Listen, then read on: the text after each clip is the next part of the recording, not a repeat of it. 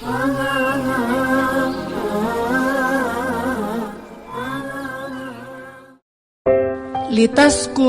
ilaiha wa ja'ala bainakum mawaddatan wa rahmah.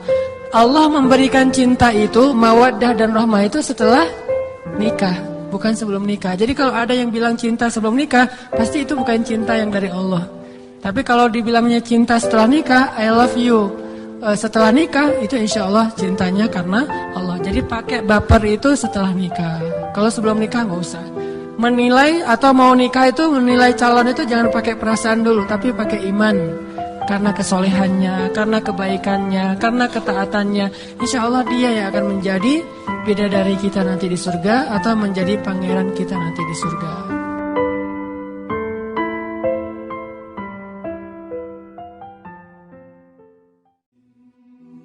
Tertariknya karena hati atau tertariknya karena hawa nafsu, bedanya apa?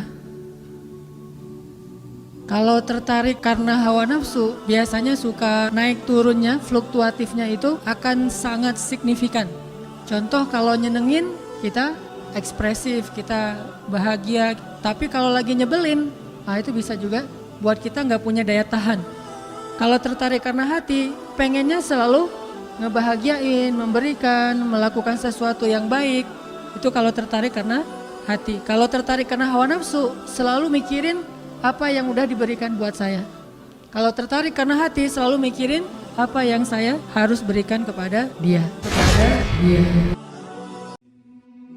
Pernah gak gara-gara mikirin satu sosok wanita yang kita banget, terus jadi gak khusyuk sholat? Kalau saya sih pernah, malah sering. Gara-gara mikirin perasaan kepada seorang cewek, jadi gak nyaman sholatnya nih. Gara-gara habis ngelihat foto cewek, jadi gak nyaman sholatnya. Saya mah sering banget kayak gitu. Dan cewek itu adalah istri saya sendiri. Kan enak ya, gak perlu malu-malu. Makanya nikah. Gara-gara lagi ada masalah sama cewek yang kita sayangin, sholatnya gak khusyuk. Malah agak-agak terkesan tell me gitu. Pas orang ngomong kita ya, tapi kita gak konsen, lagi mikirin yang lain. Kenapa makin besar rasa cinta kita kepada seseorang itu kalau terganggu sedikit, buat kita gak khusyuk di dalam sholat. Bahkan semakin besar dan menggebu-gebunya perasaan kita kepada seseorang yang belum halal, malah buat kita gak khusyuk dalam sholat. Saya gak percaya kalau ada orang yang bilang, sejak ketemu dia saya jadi lebih khusyuk dalam sholat, bisa tahajud. Ini namanya talbis. Talbis itu kalau dalam bahasa kita tipu daya iblis. Dia bikin cinta yang terkesan syariat. Mana cinta yang terkesan syariat?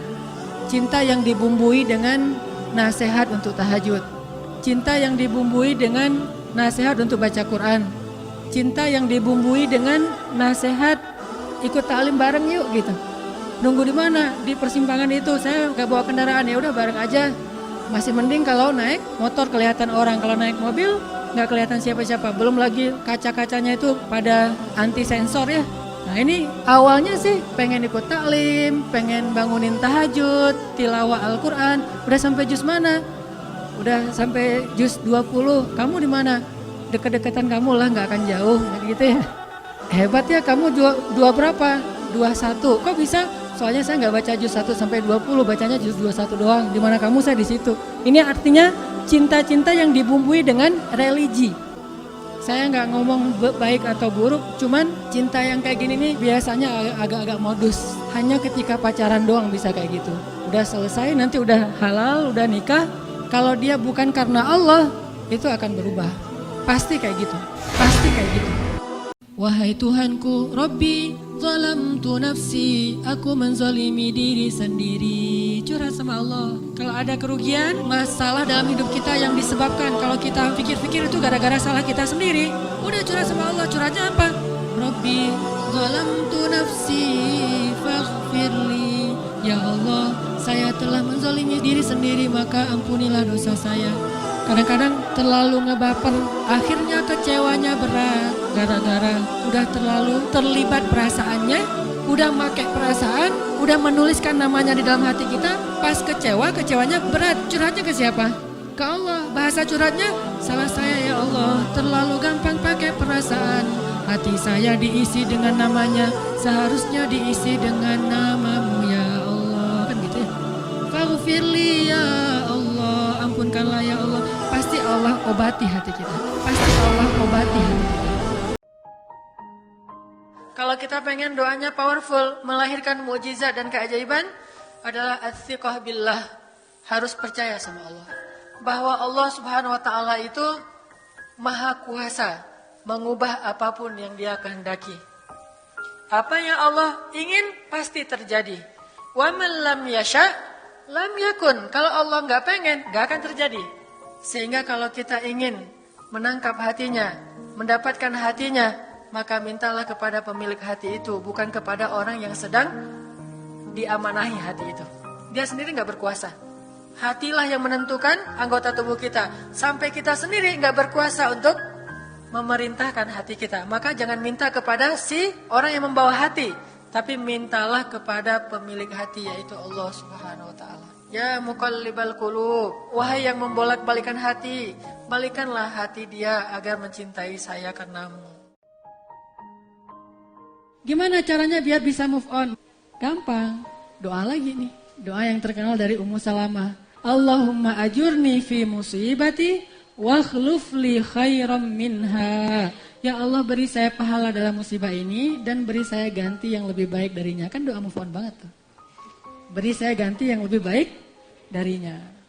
Doa aja tuh. Begitu ada masalah biar bisa move on, Allahumma ajurni fi musibati wa akhluf li khairam minha. Dan yakinlah Allah pasti akan ngasih ganti yang lebih baik. Pasti 100% gak ada keraguan, pasti diganti kalau kita doanya kayak gini dan tulus karena Allah SWT. Terus kenapa harus sedih? Jadi begitu ada masalah, oh berarti mau dikasih yang lebih baik. Kalau diputusin, ya udah berarti akan nyambung lagi dengan yang lebih baik. Siapa yang lebih baik? Yang mau menjadi pasangan kita secara halal, yang diakadkan dengan baiat cinta, saya terima nikahnya. Kalau mau ngelamar seorang cewek, sebelum kita datang ke calon mertua, lobi dulu ke langit pemilik hati mertua. Minta kepada Allah yang menggenggam hati. Begitu di depan pintu pagar, la haula wala quwata illa billah. La haula sampai 100 kali. Kenapa 100 kali? Sampai yakin banget ya Allah lah yang menentukan hati seseorang hamba. Bisa dibolak-balik. Bisa jadi awalnya si calon mertua ini udah punya calon sendiri buat anak yang perempuannya. Akhirnya orang tua calon mertua tadi yang udah punya rasa srek kepada yang lain tiba-tiba berubah pas ngelihat kita. Wah, ini nih calon menantu saya nih. Jadi Allah sendiri yang berjanji akan menunjukkan keajaiban, mengabulkan permintaan-permintaan yang baik dari hambanya, sehingga tidak perlu kita ragu, Allah gak mungkin ngecewain kita.